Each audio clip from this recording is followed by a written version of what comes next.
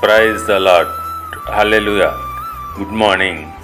ఈరోజు దేవుని వాగ్దానము జకర్యా గ్రంథము 9వ అధ్యాయము 12వ వచనము. రెండంతలుగా మీకు మేలు చేసేదనని నేడు మీకు తెలియజేయుచున్నాను. దేవుడు తన పరిశుద్ధ వాక్యము దీవించునుగాక. ఆమేన్. క్రీస్తునందు ప్రియులారా, రెండంతలుగా మేలు చేసేదనని దేవుడు మనకు వాగ్దానం ఇచ్చుచున్నాడు.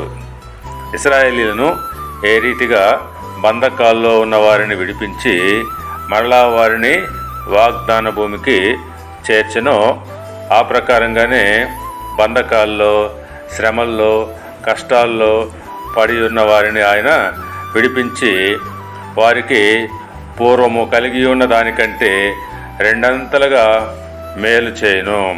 కనుక ప్రియులారా, మనము దేవుని యందు నిరీక్షణ కలిగి ఉండాలి. ఎప్పుడైతే మనము ఆయన యందు నిరీక్షణ కలిగి ఉంటామో అప్పుడు తప్పక మనకు రెండంతల మేలు కలుగును. యెషయా గ్రంథము 61వ అధ్యాయము 7వ వచనం ప్రకారముగా మీ అవమానమునకు ప్రతిగా రెట్టింపు ఘనత నొందుదురు. అవును, మనము పొందుకున్న అవమానమునకు ఆయన మరల రెట్టింపు ఘనత అనుగ్రహించును.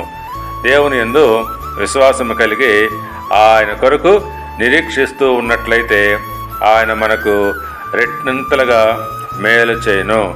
దేవుడు మిమ్మల్ని దీవించి ఆశీర్వదించి వర్ధిల్లింపచేయునుగాక. ఆమేన్.